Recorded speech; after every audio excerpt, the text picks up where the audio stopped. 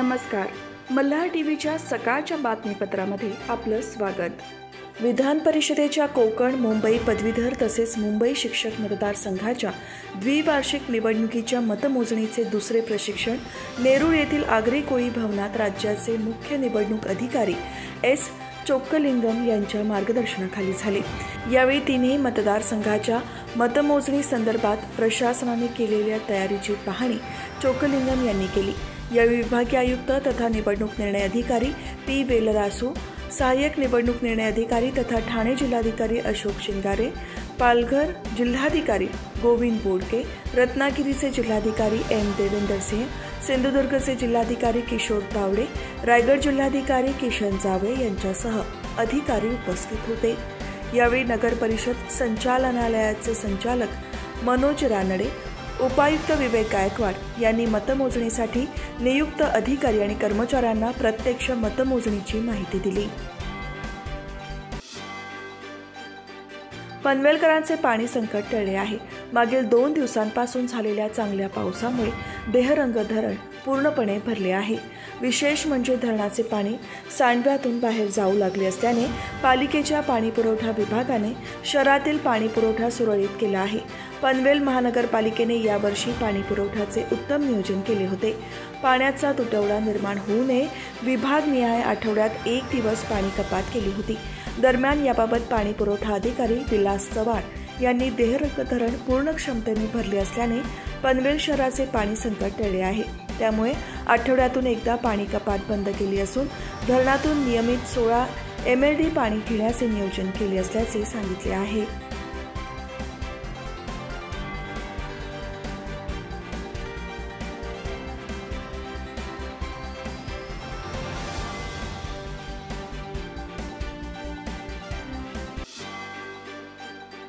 ब्रिटिशकालीन फौजदारी कायदा बदलून केंद्र सरकारने 3 नवे कायदे संसदेत मंजूर केले होते. हे 3 कायदे 1 जुलैपासून लागू करण्यात येणार आहेत. त्या कायद्यांबद्दल सामाजिक जनजागृती व्हावी तसेच त्याचा समाजाकडून अंमल व्हावा या उद्देशाने आम्ही उल्वेकर मित्रमंडळ आणि महिला मंडळाच्या वतीने उल्वे सेक्टर 17 येथील सिद्धिविनायक गणपती मंदिरामध्ये सामाजिक जनजागृती आणि मार्गदर्शन शिबिर आयोजित करण्यात आले होते. उल्वे येथील रहिवासी तसेच उल्वे नोडमध्ये रहिवासी आणि संघटना यांना भारतीय न्याय संहिता, भारतीय नागरिक सुरक्षा संहिता आणि भारतीय साक्ष या 1 जुलैपासून लागू होणाऱ्या नवीन कायद्यांबद्दल वरिष्ठ पोलीस निरीक्षक अंजुमन बागवान यांनी मार्गदर्शन केले.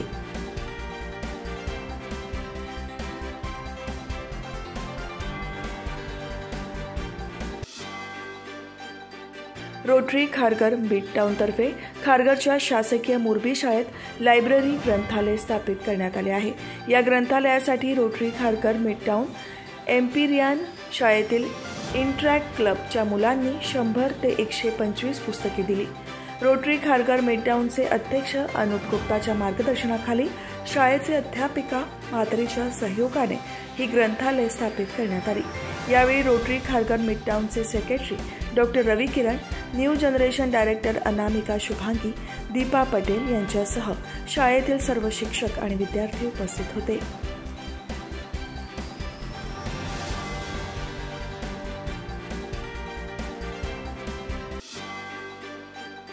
भारतीय जनता पक्ष उल्वे नोड 2 आणि श्री रामशेठ ठाकूर सामाजिक विकास मंडळ पनवेल यांच्या वतीने सालाबादप्रमाणे याही वर्षी गरीब, गरजू आणि होतकरू विद्यार्थ्यांना वह्यांचे मोफत वितरण करण्यात आले.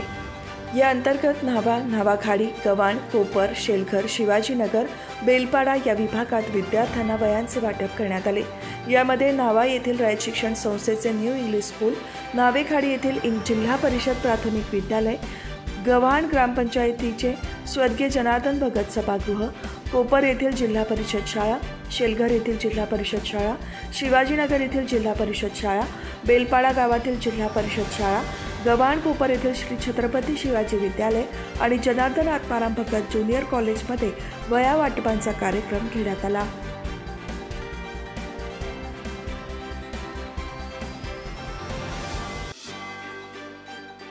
लोकसभा निवडणुकीत विरोधकांनी खोटे नॅरेटिव्ह रचले आम्ही कोणतीही खोटी आश्वासने देऊन मतं मागणार नाहीत। येत्या विधानसभा निवडणुकीत महायुती यशस्वी होईल असा विश्वास भाजपचे मुंबई अध्यक्ष आमदार आशिष शेलार यांनी व्यक्त केला आहे।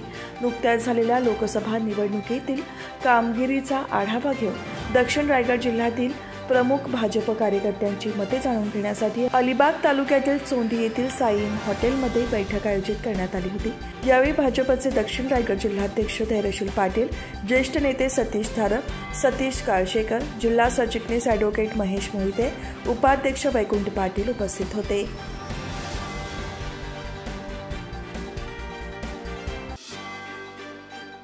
श्रीवर्धन येथील चित्रकार आणि रांगोळी कलाकार वीरेश वाणी यांनी काही इतिहास अभ्यासक मित्रांची मदत घेऊन शिवराज्याभिषेक सोहळ्याचे समोरून चित्र रेखाटले आहे।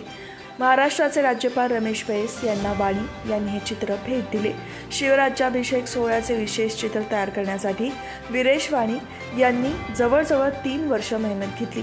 कलाप्रेमी असलेले राज्यपाल रमेश बैस यांनी हे चित्र राजभवनात लावण्याच्या सूचना तेथील कर्मचाऱ्यांना केल्यानंतर चित्र राजभवनात झळकले। त्यांचे चित्र राजभवनात झळकल्यामुळे विविध क्षेत्रातील मान्यवर तसेच मित्रपरिवाराने त्यांचे अभिनंदन केले।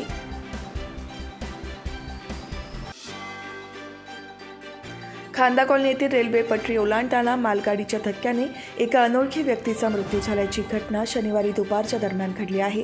नवीन पनवेल सेक्टर 5 कडून खांदा कॉलनीकडे रेल्वे पटरी ओलांडताना एक 40 वर्षीय इसमाचा पनवेल रेल्वे स्टेशनकडे जाणाऱ्या मालगाडीच्या धडकेने मृत्यू झाला आहे। दरम्यान अद्याप या अपघातात मृत्यू झालेल्या इसमाची ओळख पटलेली नाही।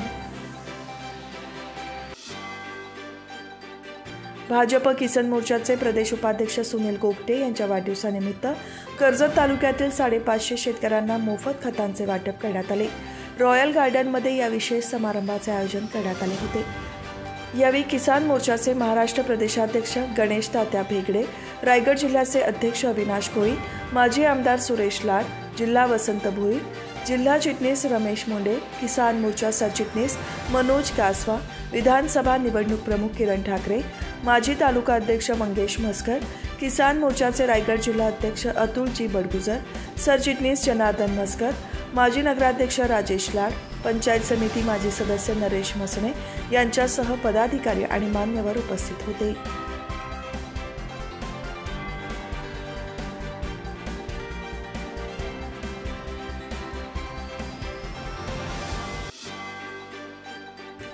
पंढरपूरच्या आषाढी वारीसाठी संत ज्ञानेश्वर महाराजांच्या पालखीचे शनिवारी आळंदीमधून पंढरपूरच्या दिशेने प्रस्थान झाले। या पालखीमध्ये हजारो वारकरी सहभागी झाले होते। त्यांनी प्रस्थान सोहळ्यावेळी विठुनामाचा गजर केला। आळंदीत संत श्रेष्ठ ज्ञानेश्वर माऊलींचा पालखी प्रस्थान सोहळा मोठ्या उत्साहात आणि भक्तिभावात रंगला। माऊलींच्या पालखीचे हे 193वे वर्ष आहे। पालखी सोहळ्यासाठी आळंदी सजली होती। इंद्रायणी काठावर लाखो वैष्णवांचा मेळा जमला होता। पालखी सोहळ्याच्या प्रस्थानासाठी राज्याचे मुख्यमंत्री एकनाथ शिंदे उपस्थित होते। यावेळी त्यांनी पालखीचे दर्शन घेत वारकऱ्यांशी संवाद साधला।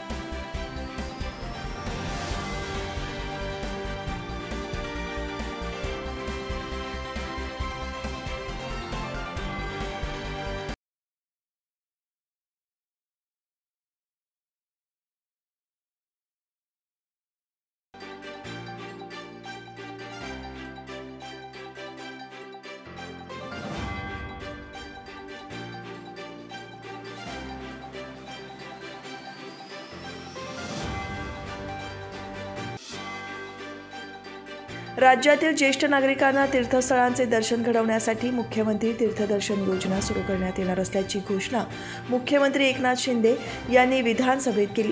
या योजनेसाठी धोरण आणि नियमावली तयार करून ज्येष्ठांना शासनाच्या माध्यमातून तीर्थस्थळांच्या दर्शनासाठी नेण्यात येईल असेही मुख्यमंत्र्यांनी यावेळी सांगितले।